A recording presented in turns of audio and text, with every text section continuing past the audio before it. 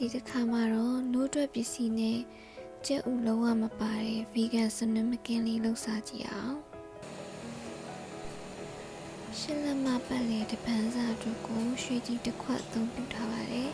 ရွှေကြီးကိုမီးလေးနဲ့လှော်ပေးပါဒီနေရာမှာ vegan ထောပတ်နဲ့ healthy ဟင်းရွက်စီနှစ်မျိုးကိုရောပြီးတော့အသုံးပြုထားပါတယ်ပြီးရင်တော့ခုနလှော်ထားတဲ့ရွှေကြီးမုံလေးထည့်ပါမယ်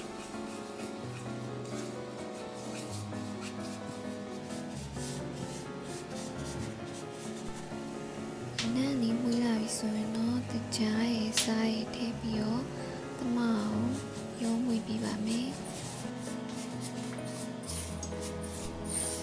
စားရဲ့တကြားရဲ့ရွှေကြီးရဲ့အားလုံးသမသွားပြီဆိုရင်အုံလို့ထည့်ပါမယ်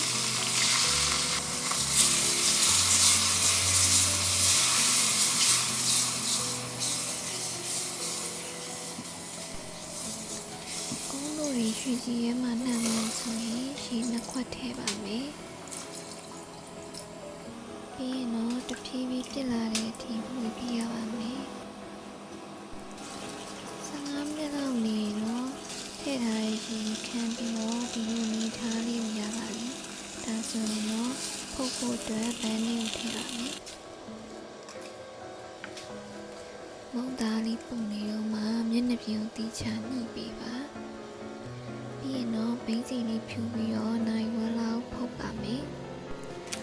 မီးပူချိန်နဲ့မုတ်ဖုတ်ချိန်ကမိမိသုံးပြရဲ့အာဗန်ကိုလည်းအများကြီးတည်ပါတယ်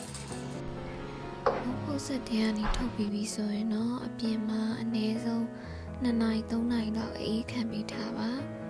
ပြီးမှမိမိနှစ်သက်တဲ့ပုံစံနှီးဖြတ်ပြီးတော့